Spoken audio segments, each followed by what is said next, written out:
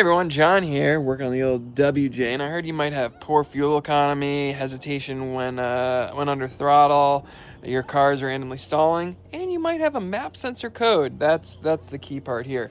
But yeah, map sensor. It's a very important sensor that a lot of the people just kind of bypass, and they don't even mention it. I don't know why, because it controls so much, because it determines how much air, manifold absolute pressure, how much air is going into the engine. And then the computer goes, oh, I've got this much air, I need exactly this much gasoline. And if it malfunctions, it's going to be giving too much or too little gasoline, which is not good. Your engine's not going to perform properly.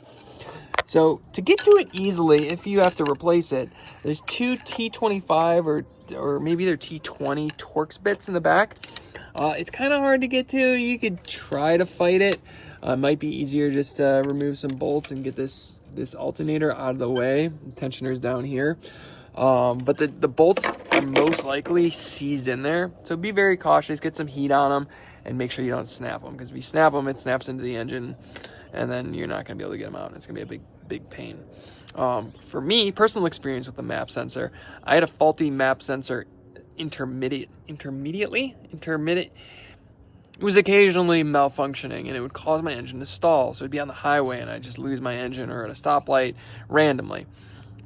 So with a scan tool, I would be able to graph it out, and I would see the malfunction. It would just spike. It would go, oh my God, I've got all the air in the world. And then the engine would go, oh my God, you've got so much air. Let me give you all the gasoline. And it would flood it and stall out.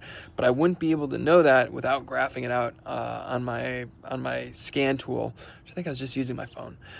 So if you're trying to test it, an OBD2 scanner is very beneficial. You could also bench test it in the engine by engine on or key on, engine off, and look up the pressure that the sensor's reading. So it'll tell you the pressure sensor, because it'll tell you the pressure of the engine, which is the same as outside.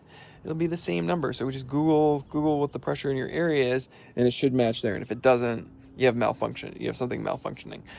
Mine bench tested properly, and it wasn't until I had to graph it out until I figured it out. I did have the code. Anyway, hope that helps. Bye.